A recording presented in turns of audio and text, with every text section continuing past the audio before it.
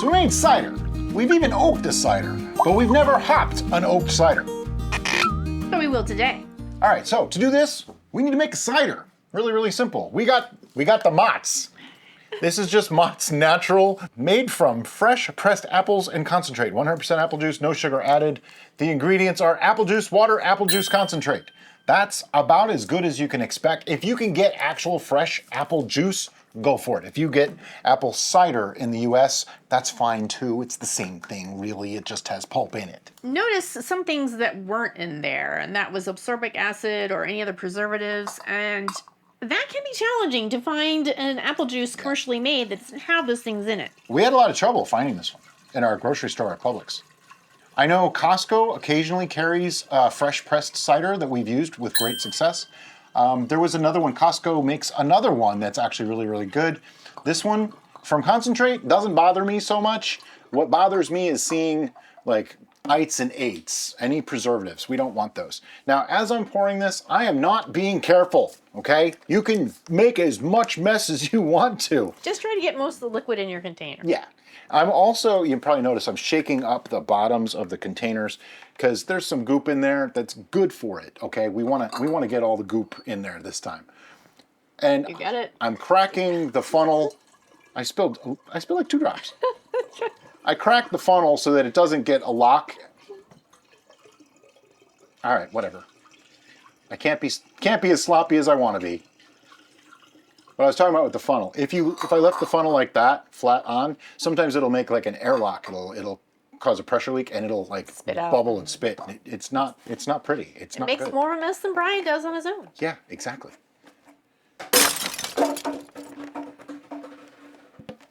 I think that's my favorite part of the whole video. I think it is too.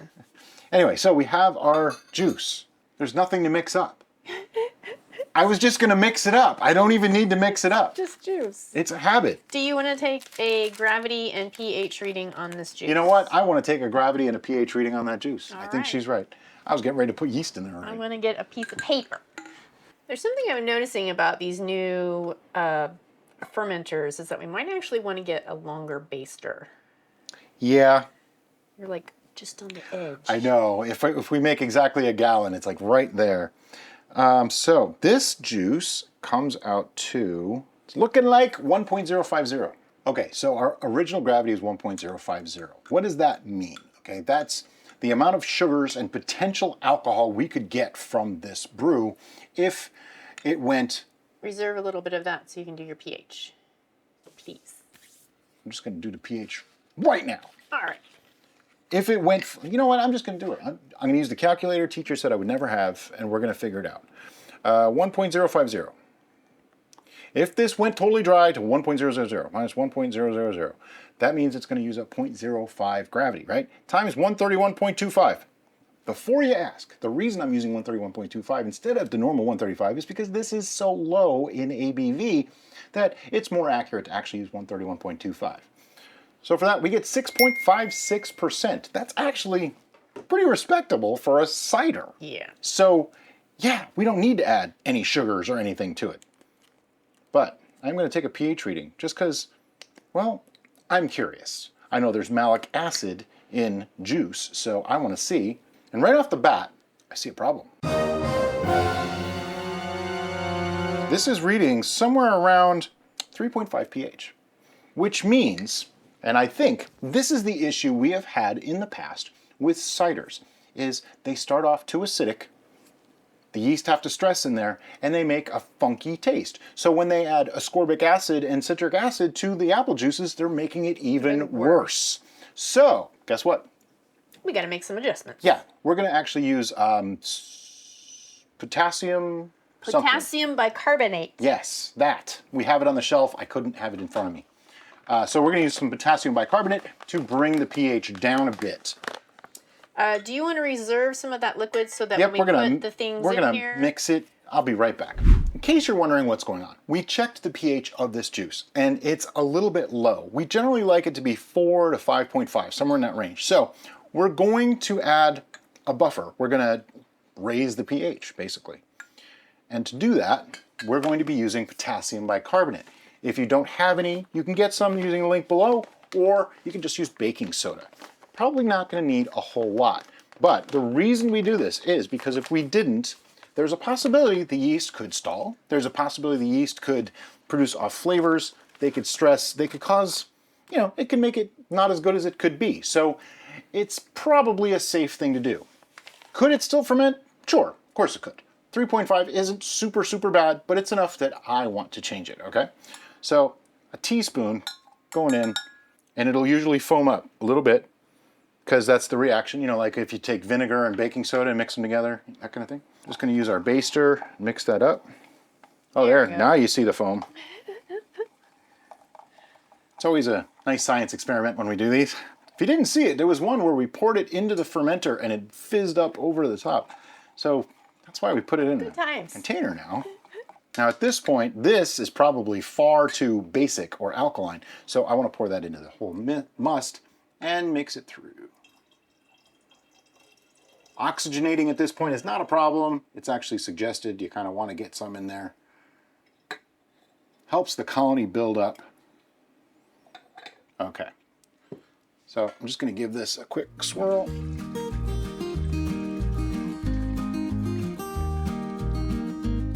And now we check again. Oh, it's touching the liquid. I got it. It's interesting. It tastes a little bit different. You can see the color change though. Right away, there's a difference in color. And according to our chart here, we're now above 4.0, okay? So it's probably something like 4.2. For fermentation purposes, that's all we need. That's where we want it to be. So we're gonna adjust our notes and indicate that we added a teaspoon of potassium bicarbonate.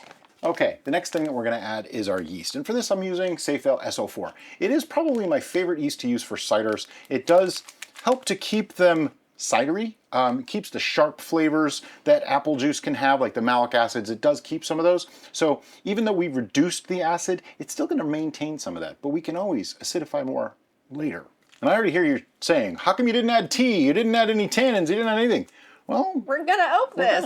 It's going to get oaked. I'm only going to use half the packet of yeast because there's a lot of yeast in here, and it for this just doesn't need it. So I'm going to eyeball half. Need 3 more grains and it'll be half. There we go. That's half. I'm joking. It was more like 12. And my patented folding technique. This is how you can preserve your yeast, okay? Take the packet, fold it from corner across like that, and crease it down. Then fold that across and crease it down. Then fold that down, put a piece of tape on it, stick it in the fridge. It's good for a long, long time. But I think we're going to be making something else later today with this. I think we are. We're keeping that to the side for now. All right, so we just need a bung and airlock. Yes, we do. So one thing I want to point out is, notice the new fermenter? I think these things are awesome. It's a 1.3 gallon, which makes it 5 liters or a UK gallon. But for making a 1 gallon batch, it's beautiful because look at how much room we have. That headspace isn't bad in primary. It's actually a good thing. If it starts to foam up or get crazy, it's probably not going to overflow the airlock or make a mess. And we'll have a link to these in the description below. But what are we going to do with this now? We're going to let it sit. Probably a couple weeks. When that airlock activity slows down to just about nothing, we'll be back to show you the next step. Time to take a reading. As you can see, the airlock really isn't moving much at all. It's been like that for a few days. We just haven't had a chance to get to it. And it's about to bubble. I did just move the bottle, so, some degassing might have caused that. It's probably a fair bet to say it's finished fermenting, but we check anyway. Okay, a little bit gassy, a little bit cloudy, actually, which is, sometimes apples does that. If you don't put pectic enzyme in, sometimes it'll stay a little cloudy. Thankfully, it does not affect the flavor, really. So, plus, I don't know, apple cider being a little cloudy just works for me. We are at 1.000, so this actually is done fermenting. So since we're going to oak and hop this, do we want to go ahead and transfer it and start that process? Yep, we're going to start the oaking process today. Okay, so we're going to rack this. What does that mean? It means to move it from this to this. And to do that, we use this, which is an autosiphon. There are many ways to do it. The autosiphon is probably the easiest, most efficient way. Please, whatever you do, just don't do like the old gasoline trick from a car where you put your mouth on the end of the tube. That's probably not a good idea.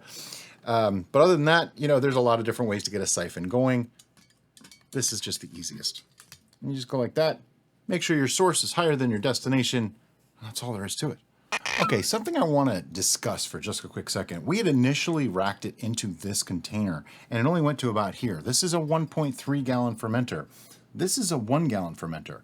I felt really uncomfortable with that amount of headspace, so we transferred it again, which I know transferring it again, we could have introduced more oxygen, but I feel the risk was worth it because we have so little headspace. Excuse me. We also have a lot of gas that we can see, so this is still degassing, so more than likely probably fine. We're okay. The next step, though, is this is supposed to be a hopped oaked cider, so I have French oak medium toast from Barrel Char Wood Products. We'll put a link below. They are a donor sponsor of the show. We don't actually get anything if you buy from them, but please buy from them because A, he's a really cool guy, and B, their stuff is like the best you're gonna get. What I did though is I had some boiling water. I took the oak, stuck it in there for about 5 minutes. I'll just take it out with my fingers. That's right, I did it with my fingers because the water cooled down enough. And just drop that in. My hands have been in and out of sanitizer, so don't even worry about it. My hands were clean. And we're gonna let that sit in there with the lid on in the ferment station, which is just a cabinet. We have a new one now. I have to do a video. Upgraded. We have to do a video on that still. Anyway, and this is gonna sit in there for probably a week, maybe 2 weeks. I wanna see how much of that oak flavor we get, so we'll be back to do like a quick little taste on that. And then we move on to the next step again. All right, so we put the wood in this about a week ago, and now we gotta take a taste to see, is it ready to move on? Does the wood need to stay? What do we gotta do? Oh no, I'm so sad that we have to take a taste. That didn't sound very convincing. Oh, it smells so good. It really does. Now this is 1.000, very dry. It's just a basic cider, just apple juice. We did change the acid profile in it so that it would ferment, and it totally fermented fine. I think it needs more wood. I can leave the wood in there for another week. Yeah, it needs more tannin. It can totally, go with that. More wood. So we're gonna leave that in there. But next, we said this is a dry hopped oaked, right? Yeah. So that means we need some hops. I may say this wrong, so don't a million people butcher me in the comments, but we're gonna be using Willamette hops. About 1,000 people told me that's how you say it, so that's how I'm going with it. But shockingly, another 1,000 plus Had different ideas on how to say all it. claimed they came Everybody's from the region. from that. I swear half of our viewership is from that area of the country. And they all say it differently. Yeah. Anyway, so what I'm going to do is, first I'm going to use a different container because that's too heavy. Hold on. So I did some research on how much to use for dry hopping. I'm not a big hop head, so I don't want a lot of hops, but I want to add a little bit. And the reason I'm using Willamette is because it adds a little bit of a spicy note, but it also brings out fruity and aromatic, like flower type flavors and stuff. You also said peppery. Peppery too. So in a cider, that seems to make sense to me. Okay, so that's why we're using it this time. But normally you use about 1 ounce for a 5-gallon bag. I have to tear it out. Okay. Use about 1 ounce of hops for a 5-gallon batch. So because we're doing 1 gallon, I need about 5.6 grams, which is exactly 20% of 1 ounce. Or you can use 0.2 ounces. Which is why we're using our tiny, tiny scale. Yes. But 5.6 grams is actually more than you think. And that was too much. Take some back.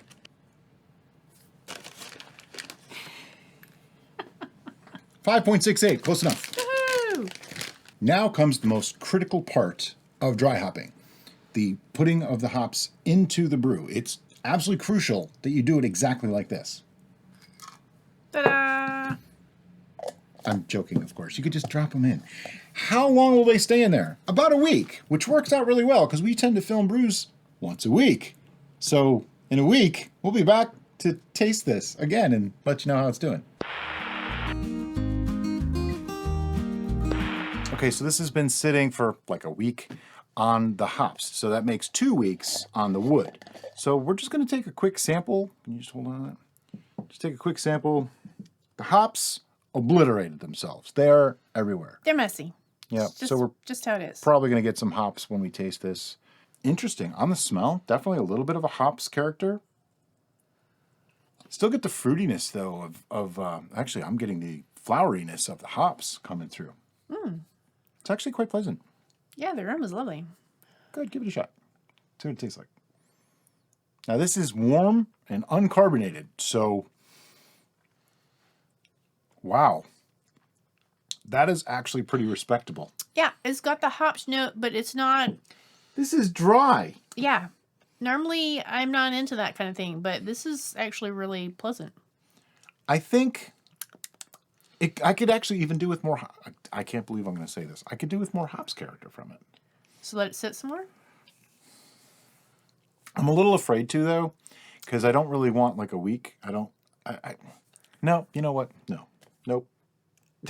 Let's rack it. The reason being, this is a cider, and we want to naturally carbonate this. So if we let it sit too much longer... Well, we're gonna use insurance yeast. We are, but it's better to just let things go at their normal pace.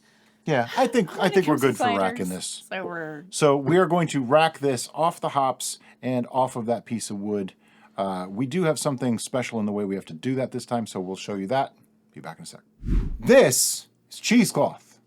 This has a lot of small particles in it. And this is an autosiphon with the cap removed. So what we're going to do, we're just going to stuff the autosiphon in there, and then I'm going to hold the cheesecloth by its four corners, and then shove it down in there gently.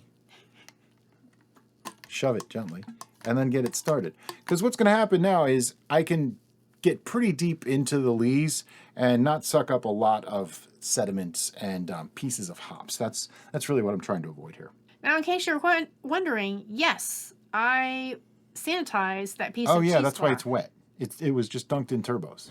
So as I'm doing this, it's sucking up a little bit of air as we go, which is not really something you want. It's just tiny little bubbles. But what's happening is it's pulling all those hops out of the liquid, and they're sticking to it and causing it to lose suction. So I'm just moving that cheesecloth around a little bit. That's why we use the whole bag or the whole piece of cheesecloth rather than just a little tiny piece. I can maneuver it around and find a clear spot for it to start sucking up again. Okay, it's been racked. It has an airlock put back on it. There's not even a lot of headspace, so I'm actually pretty good about that. That comes up a lot. People ask about headspace. As long as it crosses the shoulders, it's probably fine.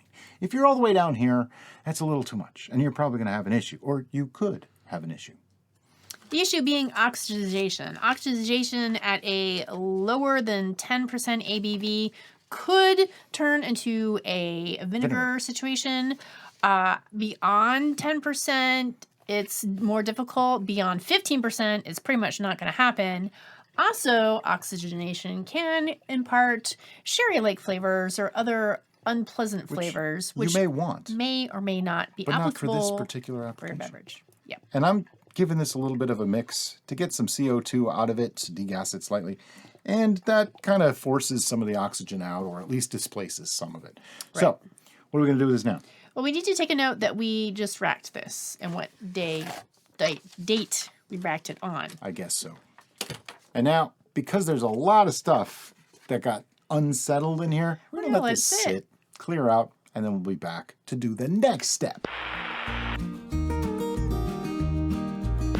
Okay, it's been another week. This is settled as much as we're going to let it settle before we bottle it. What we want to do is rack it to a pitcher so that we can start dissolving our sugar into it so that it can actually carbonate. We're going to be using our favorite pitcher so that way we have our exact volume so we know how many bottles we need to bottle it. Exactly. You've seen us rack things before, and if you haven't, we have a video on that. If I wasn't concerned about the little bit of lees that might be in the bottom of this jar, we could just do it right in here, but I much prefer to do it in the pitcher. That way we have a measurement of it, as well as we know that lees and sediment isn't in our bottles. So we're going to do a couple calculations using the calculator teacher said I would never have handy. And the first one is our actual ABV. So this one started at 1.050 and it ended at 1.000. That means it used 0.05, and we're going to multiply by 131.25 today. Why? Because this is a lower ABV. Anything below like 8 or 9%, I like to use the 131.25 because that's what it was really made for. Anything above that, I like to use 135 because it's a little bit more accurate. Gives us 6.56%. call that 6.6. With a little bit of extra from the carbonation, because we are actually going to be putting some sugar in this, and that does actually ferment and produce a little bit more alcohol, it's going to be about 7%. So I'm calling it 7. The other calculation that I forgot to do before I put my phone away is to figure out how many bottles we're going to need. So right now we have 116 ounces. It's going to be more like 118 by the time I add the sugar in. So 118. Okay, so according to my calculations, we need 3 12-ounce bottles and 5 16-ounce bottles. Okay. That will be full bottles all around.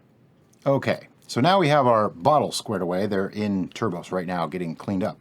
What we want to do is prep this for carbonation. So what I mean by that is you need some sugars in order for it to ferment, because carbonation is just a mini fermentation, okay? A lot of people don't seem to understand that. And if you want to use carbonation drops or whatever, that's totally fine. We just like to do it all in the pitcher, all in the batch. That way it's all combined together and everything is the same. That way we can use different size bottles and not even have to worry about it. By the way, carbonation drops are just sugar. That's all they really are. So I have here 42 grams of sugar, which sounds funny because 42 is the answer to the universe and everything, but it's also 1.5 ounces. It's also pretty much the perfect amount for most of the ciders that we like to get the amount of effervescence that we prefer. So 42 grams white sugar. Can you use other types of sugar like corn sugar? Sure, we just use plain white sugar. Now we mix. This is the crucial aspect to this. You want to make sure this is mixed up completely, and you don't want to oxidize at the same time. So be very careful in how I stir it, but I am making sure to get it all, because otherwise I might end up with one bottle that has more sugar and another one that has less sugar. Another consideration here is, I know someone will ask, and it's a really good question, are we going to pasteurize, or why didn't we pasteurize this or stop fermentation some way? It's because we don't have to.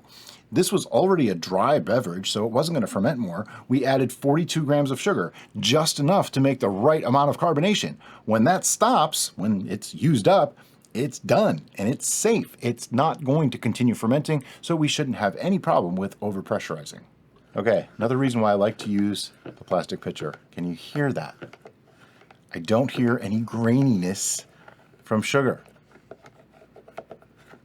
So I know it's mixed.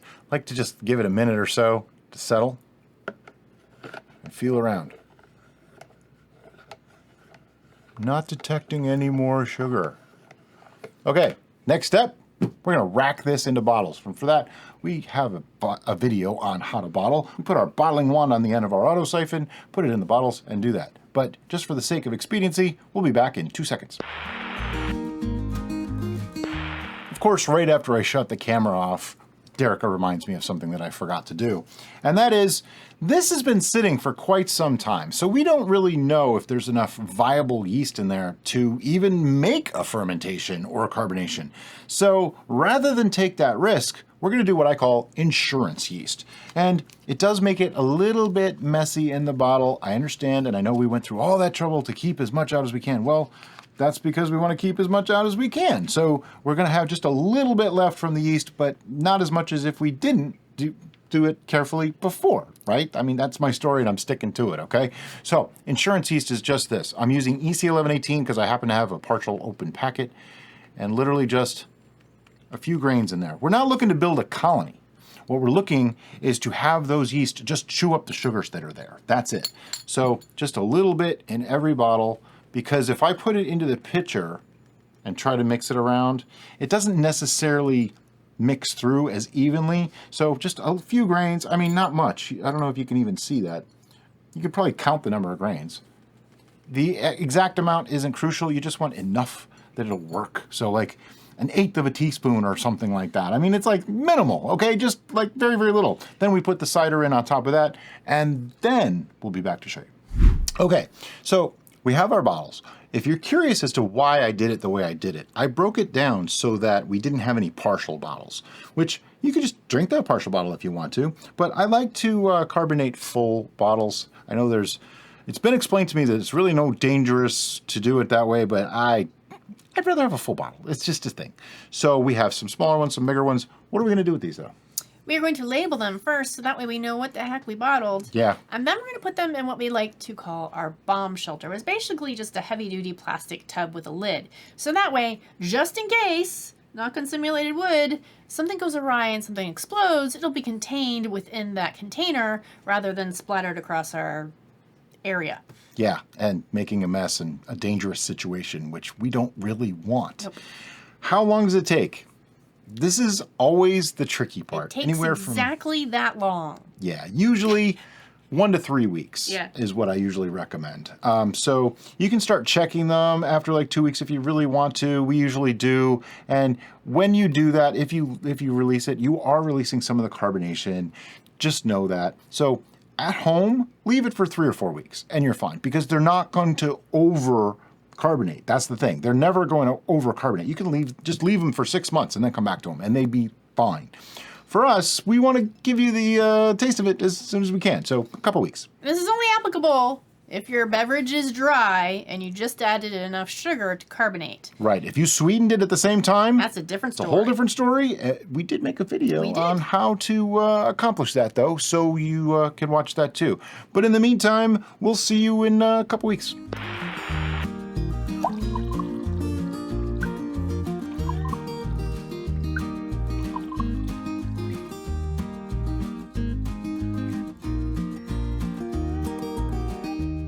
Okay, so this has been sitting for about 3 weeks, carbonating, and check out that carbonation. Don't overflow. I would venture to say that this is the best naturally carbonated brew we've done. It's pretty close. I mean, we've done some that were awesome, but this came out really one's good. lovely. It does have a very slight haze. That's kind of interesting to me. It smells good. It smells like hopped apple. It really does. Oh, I even get some of the oak. It smells like a sweet beer. Yeah, and I Which is kind of what haven't drank yet, but I'm actually really digging these glasses from North Mountain Supply. Mm-hmm. They gifted us a huge amount of glasses. You could probably see over there. Some of them over there. She changed the background while I was away. And I love glasses, so yay! Thank you. I will make sure to have links to these for you in the description. But let's get to this drink, shall we? Oh. Mm-hmm.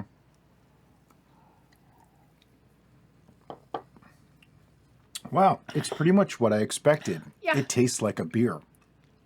It has a lot of beer-like qualities. Appley beer. Yeah. Which, shocker, we hopped I mean, this is dry, obviously, but that's where the hopping and the oaking came in to kind of round out those flavors. The carbonation, I think, makes this really nice. The fact that it's cold makes it very nice. Obviously, you wouldn't drink something that's warm. That's just good. Mm-hmm. That's good drinking. As ciders go, if you like dry cider, you'd love this. Because if you like beer too, this is a great transition from cider to beer. Right. If you are one of those unfortunate people that have to forego gluten, this might be a really great beer substitute. Yeah, the oak really comes through nicely. It adds a little extra character to it.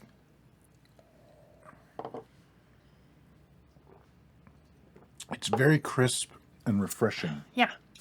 I do not miss the sweetness. No, I like it a little bit, but it's not that. It's not. I think it would be different. Yeah, it would change it. Obviously, it would be different, but I think I like this in this iteration as a crisp, dry, refreshing kind of thing. And then the sweet would be a whole different experience. Oh, there's only 12 ounces here. We can finish this. Oh, yeah.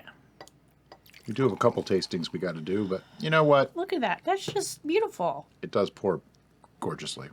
I'm not really enhancing the pour at all. Like, this is just a straight pour. We didn't tilt the glass or anything, but... Right. There is a little goop in the bottom. But that's par for the Part course. of what you get with stuff like this. It's also 7% ABV. So, it's no lightweight. I mean, it's only a point or two behind some of the wines we've made. Yeah. Which is kind of shocking. It doesn't taste like it. Nope. I don't taste alcohol at all. Nope. There's no harshness or anything like that. This would be far too easy to consume mass quantities of, I think. Yeah, you could convince people it's hopped apple juice, and they'd be like, oh, okay. They'd believe you. I really do think that the carbonation level is about perfect because it just kind of dances on your tongue. Yeah. rather than, oh, it's sort of there. No, it dances on No. your tongue. It helps it to go down. Yeah. It adds a little acidity, a little more bite to it, This is taking lovely. that tartness is lovely. of the apple. Yeah, the more I'm drinking it, the more I'm really enjoying it. Okay, This is so much better than I thought it was going to be. I was like, oh no, dry, hopped, oh boy, yeah. So now we have to come up with numbers, and our first one is repeatability. I don't think this is all that hard to make.